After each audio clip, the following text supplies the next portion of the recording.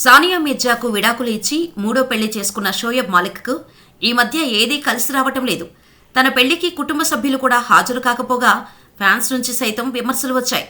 మూడో పెళ్లి చేసుకోవడంపై social media వేదికగా సైతం అభిమానులు తీవ్రంగా విమర్శించారు.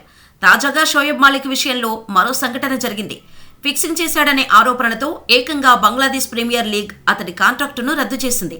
బంగ్లాదేశ్ ప్రీమియర్ లీగ్లో 2024 సీజన్లో భాగంగా మాలిక్ ఫార్చ్యూన్ మారిషల్ జట్టు తరపున ఆడుతున్నాడు.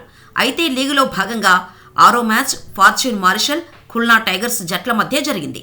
ఈ మ్యాచ్లో ఫస్ట్ బ్యాటింగ్ చేసిన ఫార్చ్యూన్ మారిషల్ నిర్ణీత 20 ఓవర్లలో 4 వికెట్ల నష్టానికి 187 పరుగులు చేసింది. అనంతరం ఖుల్నా టైగర్స్ చేజింగ్కు దిగింది. మారిషల్ జట్టు కెప్టెన్ తమీమ్ ఇక్బాల్ షోయబ్ మాలిక్కు బంతి అందించాడు.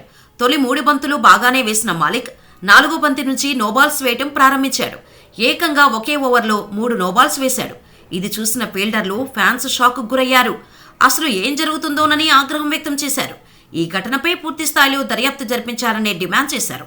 అయితే స్పిన్ బౌలర్ అయిన మాలిక్ 3 నోబాల్స్ వేయడం పలు అనుమానాలకు తావిస్తోంది. మాలిక్ ఫిక్సింగ్కు పాల్పడ్డాడనే ఆరోపణలు సైతం వచ్చాయి. దీంతో ఫార్చ్యూన్ మారిషల్ జట్టు మాలిక్ బీబీఎల్ కాంట్రాక్టును రద్దు చేసింది.